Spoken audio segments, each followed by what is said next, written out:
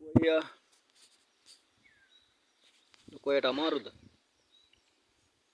ලොකු අයියා.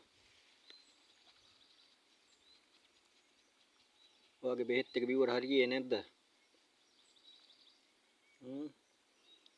බෙහෙත් එකක් ගමු නේද? තව එකක්.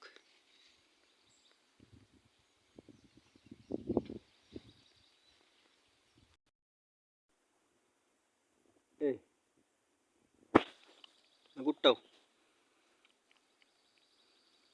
නකුට්ටෝ ආයි වාහන වලට ඔලුව තියනවද?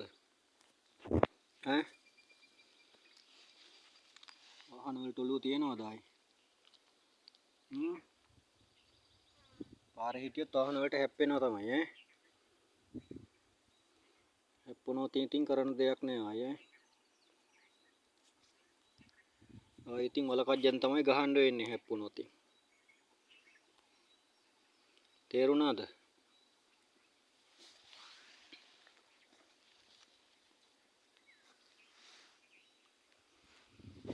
මේ අහිංසක බල්ලා වාහනයකට හැප්පිලා මේ ඉන්න විදිය පේනවද? මෙයාලා මේ එක තැන්වලින් ගෙනල්ලා දාපු බල්ලෝ ඉන්නේ 25ක් 30ක් විතර ඉන්නවා මේ කන්න. ඉතින් අපිට ලැබෙන දේෙන් අපි වැඩිපුරම දෙන්නේ මෙයාලට තමයි.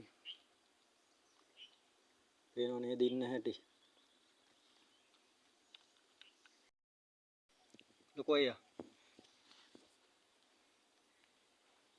කියන්න ඔය මාමලා නැන්දලාට මේ කන්න මොනවා හරි අරන් එන්න කියලා. අපි බලන්න කියලා කියන්න.